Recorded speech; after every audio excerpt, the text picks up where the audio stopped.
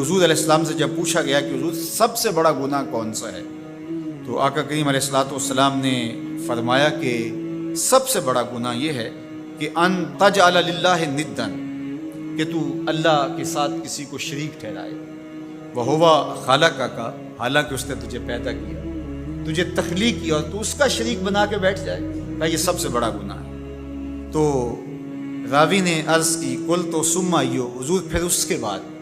تو آقا کریم نے فرمایا ثم ان تقتل ولدک خشیۃ ان یطعم معک، تو بچے کو اس لیے قتل کر دے کہ یہ کس طرح میں اس کو پال سکوں گا، بچے کو ضائع کر دینا، اس کو قتل کر دینا۔ اللہ فرماتا ہے نحن نرزقکم وایاہم، ہم تمہیں بھی رزق دیتے ہیں، ان کو بھی دیتے ہیں۔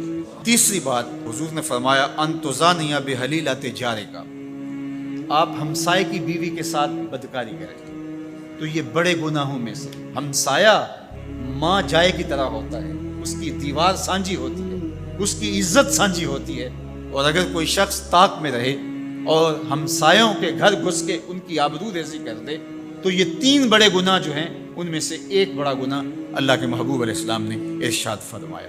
حضرت عبداللہ ابن مسعود رضی اللہ تعالی عنہ سے یہ روایت مروی ہے کہ لا احد اغیر من اللہ عز وجل، اللہ سے زیادہ کوئی غیرت مند نہیں ہے، اللہ سب سے زیادہ غیرت مند ہے، اور اس کی غیرت کا تقاضا یہ ہے وَلِذَالِكَ حَرَّمَ الْفَوَاحِشَ مَا ظَهَرَ مِنْهَا وَمَا بَطَنَ، کہ اس نے بے حیائی کو چاہے وہ پوشیدہ طور پہ کی جائے یا اعلانیہ طور پہ کی جائے اس کو پسند نہیں کیا، اور اس نے منع کر دیا، لوگوں کو روک دیا، حرام قرار دے دیا، اس لیے کہ وہ خود غیرت مند ہے۔ غیرت مند مالک غیرت کا سبق دیتا ہے اپنی مخلوق کو۔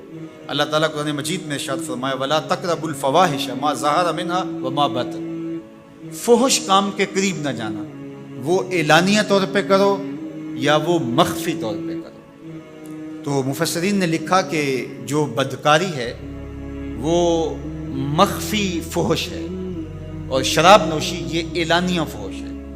شراب نوش جو ہے وہ چھپ نہیں سکتا، بدکار بعض اوقات ایک مدت کے لیے چھپ جاتا ہے، لیکن یہ بات ذہن میں رکھیے کہ جو بدکار ہے وہ دنیا کے اوپر رسوا ضرور ہوتا ہے، اس کے چہرے کا نور چھین لیا جاتا ہے، اور اس کے اوپر مصیبتیں مسلط کر دی جاتی ہیں، اور اللہ کے قہر و غضب کا شکار ہوتا ہے، اس کی دعائیں قبول نہیں ہوتی، نیک لوگوں کی دعاؤں سے اس کا حصہ نکال لیا جاتا ہے، لیکن بہرحال ایک مدت کے لیے چھپ جاتا ہے۔ لیکن شرابی اپنے جرم کو نہیں چھپا پاتا، تو کہا کہ جو مخفی جرم ہے وہ بدکاری ہے، اور جو ارشاد فرمایا قرآن نے کہ جو ظاہر جرم ہے اس سے مراد جو ہے وہ الخمر ہے، شراب ہے، اور ہر نشہ دینے والی چیز سے حرام کی حرمت آئی، کل مسکر خمر و کل خمر حرام، فرمایا ہر نشہ آور چیز شراب ہے، اور ہر شراب حرام قرار دے دی گئی۔ اب یہاں بھی لوگ دلیلیں لے کے بیٹھ جاتے ہیں، میاں وہ بھی ایک مشروب ہے، اس سے کیا فرق پڑتا ہے؟ میاں جب رب نے کہہ دیا تو بات ختم ہو گئی۔ ایک یہودی کے پاس ایک مسلمان مہمان ٹھہرا تو اس نے انگور پیش کیے، تو اس نے بڑے شوق سے لیے، تو تھوڑی دیر کے بعد وہ شراب لے آیا۔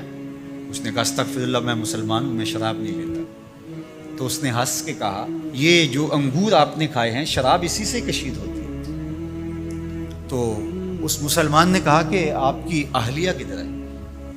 تو اپنی اہلیہ کو بلا لایا، تو کہا آپ کی کوئی اولاد بھی ہے؟ کہا ہاں میری بیٹی ہے، اس کو بھی بلا لاؤ۔ تو اس کو بھی بلا لایا۔ جب دونوں آ کھڑی ہوئی تو کہا کہ یہ حلال ہے تیرے لیے، اور یہ بیٹی اسی کی ہے، اور یہ حلال نہیں۔ تو جب اس یہودی نے یہ بات سنی فقال اشہد ان لا الہ الا اللہ وحدہ لا شریک لہ واشہد ان محمدا عبدہ ورسولہ۔ کہا اتنی خوبصورت دلیل، اتنی خوبصورت دلیل۔ کہا انگور سے شراب نکلی ہے تو شراب حرام کیوں، انگور حلال کیوں؟ تو کہا مجھے یہ بتاؤ کہ تمہاری بیوی تمہارے لیے حلال ہے، تمہاری بیٹی تمہارے لیے حرام کیوں؟ کہا بات سمجھ میں آ گئی۔ تو میرے رب نے، بعض کا تو اس کی حکمتیں ہمارے علم میں نہیں ہوتی، اور حکمت نہ جاننے کی وجہ سے ہم کہتے ہیں کہ یار یہ بات سمجھ میں نہیں آتی۔ یہی تو ہمیں بتایا گیا کہ جو سمجھ میں آئے اس کو بھی ماننا ہے، جو نہیں سمجھ میں آئے اس کو بھی ماننا ہے۔ ہم جنت کو مانتے ہیں نا، دیکھا ہے، یار رب کو مانتے ہیں، دیکھا ہے، وہ سمجھ میں آتا ہے، تو دل میں تو آتا ہے، سمجھ میں نہیں آتا۔ میں جان گیا بس تیری پہچان یہی۔ ہم تو سب سے بڑی حقیقت کو بغیر دیکھے مانتے ہیں، بغیر سمجھے مانتے ہیں۔ ادراک فہم کی حدود سے ورا ہے، عقل و خرد کے دائروں سے ورا ہے، لیکن اس حقیقت کو ہم مانتے ہیں تو اس کے کہے ہوئے کو کیوں نہیں مانیں گے؟